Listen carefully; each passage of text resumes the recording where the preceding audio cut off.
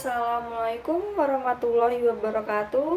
Perkenalkan, nama saya Devi Larasati dari kelas manajemen 23A dengan NPM 234111104. Di sini saya akan menjelaskan materi tentang persamaan dasar akuntansi dari mata kuliah pengantar akuntansi dengan dosen pengampu Miss Dwi Tirta Kencana, SE, MS, AK. Dua tahapan penting dari siklus akuntansi. 1.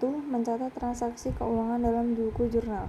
2. Mempostingnya ke dalam buku besar. Sistem pencatatan atau double entry.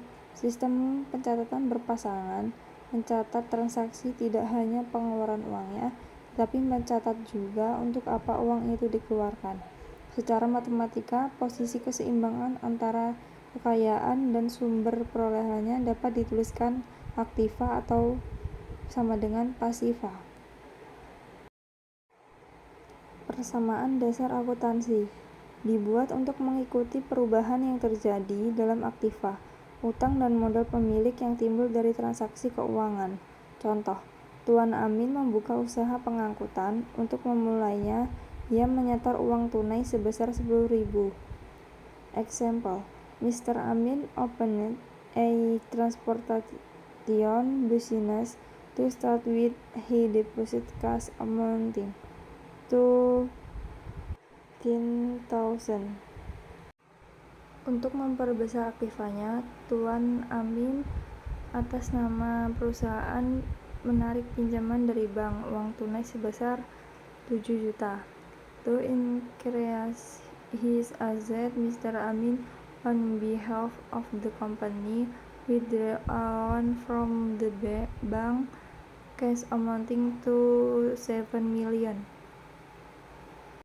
Tuan Amin atas nama Perus membeli kendaraan bermotor dari UK seharga 10.750 yang dibayar tunai dari uang perusahaan.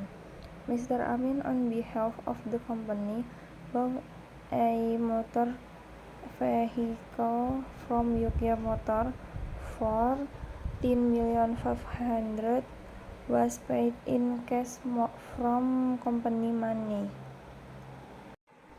Tuan Amir atas nama Perus menyerahkan kas perusahaan senilai 1 juta untuk mengangsur utang bank yang timbul dari transaksi nomor 2. Mr. Amin, on behalf of the company, handed over 1 million in company cash to pay off the bank debt arising from transaction number 2.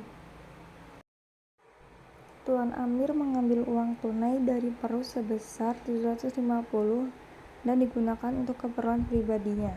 Mr. Amin took cash from the company amounting to 750 used for his personal purpose. Laporan keuangan utama yang dihasilkan dari proses akuntansi neraca dibuat dengan maksud untuk menggambarkan posisi keuangan suatu organisasi pada suatu saat tertentu. Laba rugi menggambarkan hasil-hasil usaha yang dicapai dalam suatu periode waktu tertentu. Kewajiban utang yang harus dibayar oleh perusahaan dengan uang atau jasa pada suatu saat tertentu di masa yang akan datang. Kewajiban dilaporkan dalam neraca menurut urutan saat pelunasannya. Modal hak pemilik perusahaan atas kekayaan atau aktiva perusahaan. Pendapatan kenaikan aktiva sebagai akibat aktivitas penjualan perusahaan. Biaya pengorbanan sumber ekonomi untuk memperoleh pendapatan. Modal pemilik akan bertambah karena 1. Adanya tambahan investasi oleh pemilik. 2. Perusahaan mendapat laba. Akan berkurang karena pemilik melakukan pengambilan harta perusahaan untuk keperluan pribadi. 2. Perusahaan menderita rugi.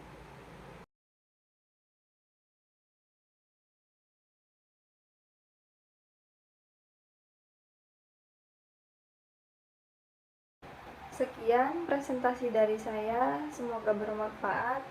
Saya akhiri. Wassalamualaikum warahmatullahi wabarakatuh. Audio Jungle.